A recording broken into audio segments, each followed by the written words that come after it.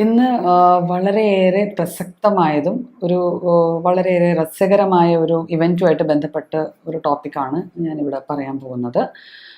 അതായത് സ്ട്രെസ് അല്ലെങ്കിൽ മാനസിക സമ്മർദ്ദം. അപ്പം ഞാൻ ഈ രസകരം എന്ന് പറഞ്ഞത് കഴിഞ്ഞ ദിവസം ഒരു 9-10 വയസ്സ് അത്രയും പ്രായം മാത്രമുള്ള ഒരു കുട്ടി എന്നെ വിളിച്ചിട്ട്, ആൻറ്റി എനിക്ക് ഭയങ്കര സ്ട്രെസ്സാണ്. അപ്പോൾ സ്വാഭാവികമായിട്ട് ഇത്രയും ചെറിയൊരു കുട്ടി ഇത് വിളിച്ച് പറയുമ്പം നമുക്ക് ആദ്യം വരുന്ന ചിരിയാണ്. അപ്പം എന്താണ് സ്ട്രെസ്സിന് കാരണം എന്ന് ചോദിച്ചു വന്നപ്പം ഈ കോവിഡ് കാലത്ത് ഉണ്ടായ പല പല കാര്യങ്ങൾ അവനെ സ്ട്രെസ്ഡ് ആക്കിയിട്ടുണ്ട്. അപ്പം ശരിക്കും അതൊരു വലിയ വിഷയം തന്നെയാണ് ഇന്നത്തെ കാലത്ത്. സ്ട്രെസ്സ് നമ്മളുടെയൊക്കെ ധാരണയിൽ, എൻ്റെയൊക്കെ ഒരു കാഴ്ചപ്പാടിൽ ഒരുവിധം ജീവിതഭാരങ്ങളൊക്കെ തോളിലെടുത്ത് വെച്ചിരിക്കുന്ന വ്യക്തികൾക്ക്, അല്ലെങ്കിൽ പഠിത്തത്തിൻ്റെ ആ ഒരു സ്റ്റേജിലെത്തിയ ആൾക്കാർക്ക് മാത്രം അനുഭവപ്പെടുന്ന ഒരു മാനസികാവസ്ഥയാണ് ഈ സ്ട്രെസ് എന്നാണ് ഞാൻ വിചാരിച്ചിരുന്നത്. പക്ഷേ അല്ല, ഇങ്ങനത്തെ ഒരു സോഷ്യൽ സെറ്റിങ്സ് വന്നു. അതായത് കോവിഡ് വന്നേ പിന്നെ സ്കൂളിൽ പോകാൻ പറ്റുന്നില്ല, കൂട്ടുകാരെ കാണാൻ പറ്റുന്നില്ല, ഒന്ന് ഗ്രൗണ്ടിൽ പോയി കളിക്കാൻ പോലും പറ്റുന്നില്ല. ഫുൾ ടൈം ഇഷ്ടമുള്ള വീഡിയോയും ഫോണും ഒക്കെ കയ്യിലുണ്ട്. വീഡിയോ ഗെയിംസ് കളിക്കാം, ഫോൺ യൂസ് ചെയ്യാം, ചാറ്റ് ചെയ്യാം, അതൊക്കെ ഉണ്ട്. പക്ഷെ എന്നിട്ടും എവിടെയോ ഒരു കുറവുണ്ട്. പോരാ, എന്തോ എനിക്ക് കിട്ടുന്നില്ല, എനിക്ക് എന്തെങ്കിലും കുഴപ്പമുണ്ടോ എന്നൊരു കൊച്ചുകുട്ടി ചോദിക്കണമെങ്കിൽ സ്വാഭാവികമായിട്ട് സ്ട്രെസ് എന്ന ഈ ഒരു കണ്ടീഷനെ എത്രമാത്രം നമ്മളെ ഓരോരുത്തരെയും ഇൻഫ്ലുവൻസ് ചെയ്യുന്നുണ്ടെന്ന് നമുക്ക് ചിന്തിക്കാവുന്നതേ ഉള്ളൂ. അപ്പം എന്താണ് ഈ സ്ട്രെസ്? അതായത് മാനസിക സമ്മർദ്ദം. നമ്മുടെ ചുറ്റുവട്ടമുള്ളൊരു ഓരോ കാര്യങ്ങളും നമ്മൾ അതിനോടൊരു ബാലൻസിൽ പോവുക. ശരിക്കും ഹെൽത്ത് എന്ന് പറയുന്നത് തന്നെ നമ്മളുടെ എൻവയൺമെൻറ്റുമായിട്ട് ഒരു ബാലൻസിൽ പോകുന്നൊരവസ്ഥയാണ്. അപ്പോൾ പലപ്പോഴും നമ്മുടെ സോഷ്യൽ സെറ്റപ്സ്, അല്ലെങ്കിൽ നമ്മളുടെ പ്രകൃതിദത്തം, അതായത് നമ്മുടെ നാച്ചുറൽ സറൗണ്ടിങ്സ്, അല്ലെങ്കിൽ നമ്മുടെ എക്കണോമിക് സറൗണ്ടിങ്സ്, ഇവയെല്ലാം നമ്മൾക്ക് ഏതെങ്കിലും വിധത്തിൽ നമുക്കൊരു ടെൻഷൻ തരുന്നുണ്ട്, ഒരു ആൻസൈറ്റി തരുന്നുണ്ട്, അല്ലെങ്കിൽ എന്ത് നാളെ എന്നുള്ളൊരു ചോദ്യം നമ്മുടെ മുന്നിൽ കൊണ്ടുവന്ന് നിർത്തുമ്പോഴാണ് നമ്മൾ സ്ട്രെസ്ഡായി അല്ലെങ്കിൽ സമ്മർദ്ദത്തിലായി എന്ന് പറയപ്പെടുന്നത്. എങ്ങനെയൊക്കെയാണ് സമ്മർദ്ദങ്ങൾ ആൾക്കാർ പൊതുവെ എലിസിറ്റ് ചെയ്യുക അല്ലേ? ചില ആൾക്കാർ സ്ട്രെസ്ഡ് ആയി കഴിഞ്ഞാൽ ഭയങ്കര ഈഗറാവും, ഭയങ്കര ഹൈപ്പർ ആക്റ്റീവ് ആവും. എന്ത് ചെയ്യണമെന്നറിയാൻ മേലാതെ പലതും ചെയ്തോടി നടക്കും. ഇപ്പം ഈ കുട്ടിയുടെ കാര്യം പറഞ്ഞാൽ കുറച്ച് ഹൈപ്പർ ആക്ടിവിറ്റിയാണ്, ഹൈപ്പർ തിങ്കിങ് ആണ്. അത്രയും ചിന്തിച്ചിട്ടാണ് നമ്മളോട് ഇങ്ങനെ ഒരു കാര്യം പറഞ്ഞത്. അപ്പോൾ പലരും പലതും ചെയ്തു കൂട്ടാൻ നോക്കും. ചിലർ അങ്ങനെയല്ല. ചിലർ സ്ട്രെസ്ഡ് ആകുമ്പം ഇതൊന്നും ചെയ്യാതെ എവിടെയെങ്കിലും അടങ്ങി ഒതുങ്ങിയിരിക്കും. ഇതിലൊരു കൂട്ടരുണ്ട്, സ്ട്രെസ് ഉള്ളത് കൊണ്ട് വേറെ അസുഖങ്ങൾ വരുത്തി തീർക്കുന്ന ആൾക്കാർ കൂട്ടത്തിലാണ് ഇതൊക്കെ. അവർ സ്ട്രെസ്ഡ് ആകുമ്പോൾ ടെൻഷൻ കൂടുമ്പോൾ ഡോക്ടറെ ടെൻഷൻ കൂടുമ്പോൾ എനിക്ക് വിശപ്പ് കൂടുതലാണ്, അവരെന്തെങ്കിലും കഴിച്ചുകൊണ്ടിരിക്കും. അവർ കഴിക്കുന്നതിൻ്റെ ഒരു ഉദ്ദേശം എന്ന് വെച്ചാൽ അവരെ സ്ട്രെസ്ഡ് ആക്കുന്ന കുറച്ച് ഫാക്ട്സ് ഉണ്ട്, കുറച്ച് കാര്യങ്ങളുണ്ട്, കുറച്ച് കാരണങ്ങളുണ്ട്. ഈ കാരണങ്ങളിൽ നിന്നും അവരുടെ മനസ്സിനെ മാറ്റി നിർത്താൻ വേണ്ടി അവർക്ക് ഇഷ്ടപ്പെടുന്ന ഒരു കാര്യം, അല്ലെങ്കിൽ അവർക്ക് വലിയ എനർജി സ്പെൻഡ് ചെയ്യേണ്ട, വലിയ ചിന്തകളൊന്നും വേണ്ടാത്ത ഒരു കാര്യമാണ് ഈറ്റിംഗ്. അങ്ങനെ ഫുഡ് കഴിച്ച് ഒന്നെങ്കിൽ അവർ അമിതവണ്ണത്തിലേക്ക് വന്ന് വീഴും, അല്ലെങ്കിൽ അവർ ഹൈപ്പർ ടെൻസീവോ കൊളസ്ട്രോളിൻ്റെയോ അല്ലെങ്കിൽ ഡയബറ്റീസിൻ്റെയോ ഒക്കെ ഇരകളായി മാറും. അപ്പം ഇതും സ്ട്രെസ്സിൻ്റെ ഒരു ഫീച്ചർ തന്നെയാണ്. പിന്നെ ചിലരുടെ സ്വഭാവത്തിൽ വരുന്ന മാറ്റങ്ങൾ. ഇന്നലെ വരെ ആ കുട്ടി എല്ലാവരുമായിട്ട് മിങ്കിൾ ചെയ്യുന്നുണ്ടായിരുന്നെങ്കിൽ, ആ ഒരു വ്യക്തി ഏത് ഫംഗ്ഷനിൽ പോയാലും മുന്നിട്ട് നിൽക്കുന്നുണ്ടായിരുന്നു. പക്ഷേ ഇപ്പം എന്ത് പറ്റിയെന്ന് അറിയില്ല, പുള്ളി എല്ലാത്തിൽ നിന്നും പിന്മാറി നിൽക്കുകയാണ്, ഒരു ഉൾവലിവ് കാണുന്നുണ്ട്. അതും സ്ട്രെസ്സിൻ്റെ ഒരു ഫീച്ചർ തന്നെയാണ്. നമ്മൾ ചോദിച്ചും പറഞ്ഞു വരുമ്പോൾ നമുക്ക് അറിയാൻ പറ്റും, ചിലപ്പം ഈ കുട്ടിക്ക് അല്ലെങ്കിൽ ഈ വ്യക്തിക്ക് വല്ലാതെ മാനസികമായ സമ്മർദ്ദം ഉണ്ടാവുന്നുണ്ടെന്ന്. പിന്നെ ചില ആൾക്കാരിൽ മൂഡ് സ്വിങ്സ് ആണ്. പെട്ടെന്ന് ദേഷ്യം വരിക, പെട്ടെന്ന് സങ്കടം വരിക, പെട്ടെന്ന് സന്തോഷം വരിക. അപ്പം ഇത് നോർമലായിട്ട് കാണിക്കാത്ത തരത്തിലുള്ള ചില ഫീച്ചേഴ്സ് ആയിരിക്കും പൊതുവെ സ്ട്രെസ്ഡ് ആയിട്ടുള്ള ഒരാൾ കാണിക്കുക. പിന്നെ ഒരു വിഭാഗം ആൾക്കാരുണ്ട്, സ്ട്രെസ്ഡ് ആയി കഴിഞ്ഞാൽ പോയി കട്ടിലേ കിടക്കുക, കണ്ണടക്കുക, ഉറങ്ങുക. അവർക്ക് വേറെ ഒന്നും അറിയണ്ട, അവരങ്ങ് മാറിക്കിടന്ന് ഉറങ്ങും.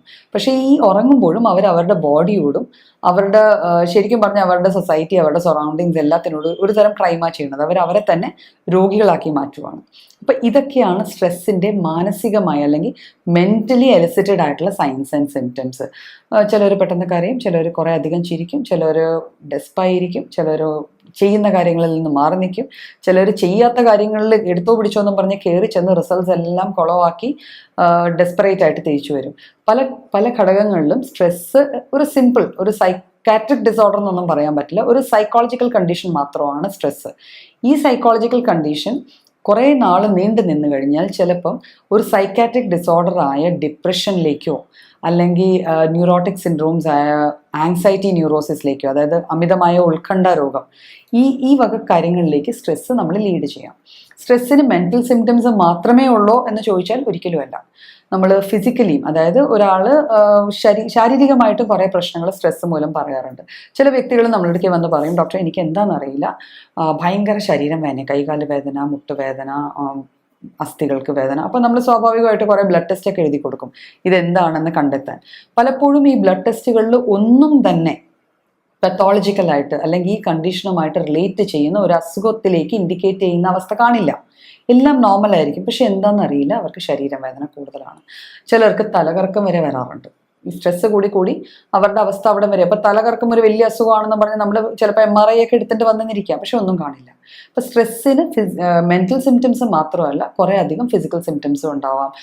ഞാൻ പറഞ്ഞല്ലോ, നേരത്തെ പറഞ്ഞ പോലെ അമിതമായ വിശപ്പുണ്ടാവാം. ചിലവർ സ്ട്രെസ്ഡ് ആയി കഴിഞ്ഞാൽ ടോയ്ലറ്റിൽ പിന്നെയും പോകണം എന്നുള്ളൊരു തോന്നലുണ്ടാവാം. അങ്ങനെ അപ്പോൾ അവർക്ക് IBS പോലത്തെ സിംറ്റംസ് ഒക്കെ ഡെവലപ്പ് ചെയ്തെന്നുണ്ടാവാം. ചിലവർ വിശപ്പ് കൂടിയിരിക്കും. ചില ആൾക്കാർ ആക്ടിവിറ്റീസ് ഒന്നും ചെയ്യാതെ ഡള്ളായിട്ടിരിക്കും. അപ്പോൾ അങ്ങനെ കുറേ വിഷയങ്ങൾ, കുറേ പെയിൻസ് ആൻഡ് ഏക്സ് എന്നാണ് പറയുക, പെയിൻസ് ആൻഡ് ഏക്ക് സിൻഡ്രോം. അപ്പോൾ അങ്ങനെ കുറേ വേദനകൾ, പിന്നെ കുറേ തോന്നലുകൾ, ലൈക്ക് ഐ ആം യൂസ്ലെസ്, എന്നെക്കൊണ്ട് ഇനി എന്ത് ചെയ്യാൻ പറ്റും, അങ്ങനത്തെ കുറേ ഫീച്ചേഴ്സ് ഒത്തുചേരുന്നതാണ് ഈ സ്ട്രെസ് എന്ന് പറയുന്ന കാര്യം. സ്ട്രെസ്സിന് കാരണങ്ങൾ, ശരിക്കും കാരണങ്ങളുണ്ടോ?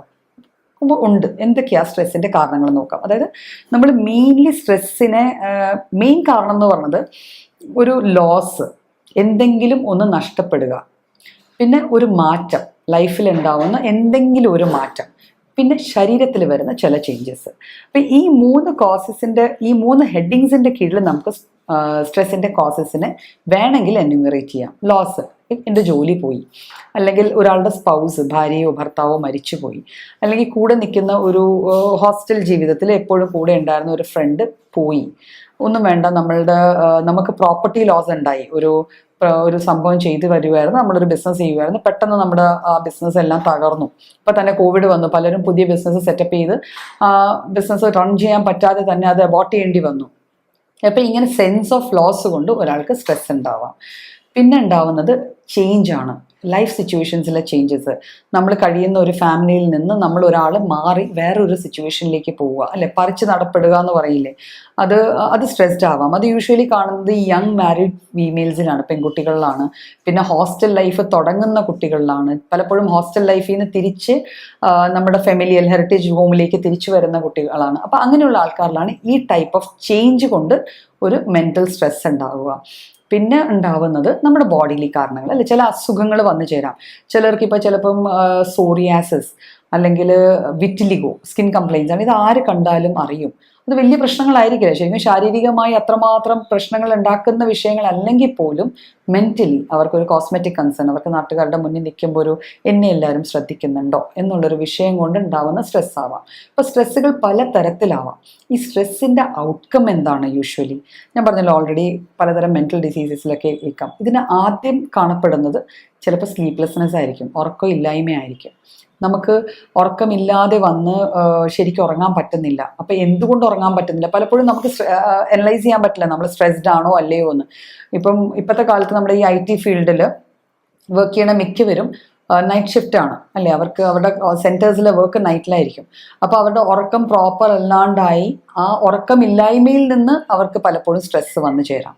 ടൈംലി ഫുഡ് കഴിക്കാൻ പറ്റാതെ ആവുക, ആരോഗ്യം പ്രോപ്പറായിട്ട് നോക്കാൻ പറ്റാണ്ടാവുക, ഒരു ഫാമിലി ലൈഫ് പ്രോപ്പറായിട്ട് ലീഡ് ചെയ്യാൻ പറ്റാണ്ടാവുക, ഇങ്ങനെയൊക്കെ വന്നാൽ ഒരു വ്യക്തി സ്ട്രെസ്ഡ് ആവാനുള്ള സാധ്യതകൾ വളരെയേറെ കൂടുതലാണ്. അപ്പം നമുക്ക് സ്ട്രെസ്സിനെ എങ്ങനെ കോമ്പാക്റ്റ് ചെയ്യാം? സ്ട്രെസ്സിന് മെഡിസിൻസ് ഉണ്ടോ എന്ന് ചോദിച്ചാൽ ഉണ്ട്, മെഡിസിൻസ് ഉണ്ട്. ഇപ്പോൾ നമ്മുടെ ഹോമിയോപ്പതിയിലാണെങ്കിൽ എന്താ പറയുക, ഒരു ലോങ് ലിസ്റ്റ് ഓഫ് മെഡിസിൻസ് ഉണ്ട്. നമ്മൾ സ്ട്രെസ്സിൻ്റെ കോസ് മുതൽ അതിൻ്റെ ടൈപ്പ്, അതിൻ്റെ മാനിഫെസ്റ്റേഷൻസ് ഇതെല്ലാം നോക്കിയിട്ട് നമുക്ക് മെഡിസിൻസ് തന്ന് സ്ട്രെസ്സ് കോമ്പാക്റ്റ് ചെയ്യാൻ പറ്റാറുണ്ട്, ഹാൻഡിൽ ചെയ്യാൻ പറ്റാറുണ്ട്. പക്ഷേ മെഡിസിൻസ് മാത്രം, ഞാൻ നേരത്തെയും പല വീഡിയോസിലും പറഞ്ഞിട്ടുണ്ട്, മെഡിസിൻസ് ഒരിക്കലും ലൈഫ് ലോങ് കൂടെ കൊണ്ടു നടക്കേണ്ട സാധനങ്ങളല്ല. അപ്പോൾ ലൈഫ് ലോങ് കൂടെ കൊണ്ട് നടക്കേണ്ടത് എന്താണ്? ലൈഫ് ലോങ് നമ്മുടെ കൂടെ കൊണ്ട് നടക്കേണ്ടത് നമ്മുടെ ലൈഫ് സ്റ്റൈലാണ്, നമ്മൾ എങ്ങനെ ജീവിക്കുന്നു, നമ്മുടെ ജീവിതത്തിലെ ചിട്ടകളാണ്. അപ്പം ഒരു സ്ട്രെസ്സിന് പ്രോണായിട്ടുള്ള ഒരാൾ, ഒരു പ്രാവശ്യം സ്ട്രെസ്സ് വന്നിട്ടുണ്ട് അല്ലെങ്കിൽ ആങ്സൈറ്റീസ് ഉണ്ടായിട്ടുണ്ട്, അങ്ങനെ ഒരു വ്യക്തിക്ക് ചെയ്യാൻ പറ്റുന്നതെന്ന് വെച്ചാൽ സ്ട്രെസ് റിലീവിങ് ടെക്നിക്സ് നമുക്ക് യൂസ് ചെയ്യാം. എന്താണ് ഈ സ്ട്രെസ് റിലീവിങ് ടെക്നിക്സ്? അതിൽ വരുന്നത് നമുക്കറിയാം, മെഡിറ്റേഷൻ എന്ന് പറയുമ്പോൾ ഒരു സന്യാസിയെ പോലെ നമ്മൾ ഏതെങ്കിലും മലമുകളിലോ ഏതെങ്കിലും ഗുദാമിലോ പോയിരുന്ന് തപസ് ചെയ്യുക എന്നുള്ളതല്ല. ഒരു 5-10 നിമിഷം നമുക്ക് നമ്മുടെ ഉള്ളിലേക്ക് തന്നെ വലിയാം. നമുക്ക് നമ്മളുടെ ഉള്ളിൽ എന്തുണ്ട്, നമ്മളുടെ ഉള്ളിലുള്ള ടോക്സിൻസ് അല്ലെങ്കിൽ നമ്മുടെ ഉള്ളിലുള്ള ബാഡ് തോട്ട്സ് എല്ലാം റിലീവ് ഓഫ് ചെയ്ത് നമുക്ക് റിലാക്സ് ചെയ്തിരിക്കാം. അതിനെയും മെഡിറ്റേഷൻ എന്ന് പറയാം. അപ്പോൾ ഒരു ചെറിയ കോഴ്സ് ഓഫ് മെഡിറ്റേഷൻ നമുക്കാവാം. യോഗ ഭയങ്കര ഹെൽപ്ഫുൾ ആണ്. യോഗ നമ്മുടെ ബോഡി ആൻഡ് മൈൻഡ് രണ്ടിനെയും ഒരുമിച്ച് കോർത്തു കൊണ്ടുപോകാൻ നമ്മളെ വല്ലാണ്ട് ഹെൽപ്പ് ചെയ്യുന്ന ഒരു സംഭവമാണ് യോഗ. സോ യോഗ പ്രാക്ടീസ് ചെയ്യാം. പിന്നെ മൈൻഡ്ഫുൾനെസ്, നമ്മൾ ചെയ്യുന്ന എല്ലാ ജോലിയിലും നമ്മളുടെ മനസ്സിൻ്റെ ഒരു ഇൻവോൾവ്മെൻറ്റ് വന്നാൽ തന്നെ പലപ്പോഴും പല കാര്യങ്ങളും നമ്മൾ നിർബന്ധിതമായി ചെയ്യുന്നതായിട്ട് നമുക്ക് തോന്നില്ല, നമ്മൾ എൻജോയ് ചെയ്ത് ചെയ്യാൻ തുടങ്ങും. പിന്നെ ചില ലൈറ്റ് മ്യൂസിക്സ്, പിന്നെ നമ്മളുടെ ഹോബീസ് ഉണ്ടല്ലോ, പലതരം ഹോബീസ്. ഒരു വ്യക്തിക്കും ഒരു ആർട്ടും ഇല്ലാതെയില്ല. ഏതൊരു വ്യക്തിയിലും കുറച്ച് സയൻസും കുറച്ച് ആർട്ടും ഉണ്ട്. അപ്പോൾ ഈ ആർട്ട് പാർട്ട് എവിടെയെങ്കിലും ഒക്കെ ഇങ്ങനെ ഉറങ്ങിക്കിടക്കുന്നുണ്ടായിരിക്കും. അതിനെയൊക്കെ നമുക്ക് ഉണർത്തിക്കൊണ്ടുവന്ന് അതിനെയൊക്കെ നമുക്ക് ആവുന്ന വിധം നമ്മുടെ ലൈഫിലേക്ക് ഇൻകോർപ്പറേറ്റ് ചെയ്ത് കഴിഞ്ഞാൽ നമുക്ക് ഒരു പരിധിക്കപ്പുറം, അതായത് മെഡിസിൻസിൻ്റെ ഉപയോഗം കഴിഞ്ഞു വീണ്ടും മെഡിസിൻസ് ഉപയോഗിക്കത്തക്ക സ്റ്റേജിലേക്ക് പോവാതെ നോക്കാൻ ഈ രീതിയിലുള്ള കാര്യങ്ങൾ വളരെയേറെ ഹെൽപ്ഫുൾ ആയിരിക്കും.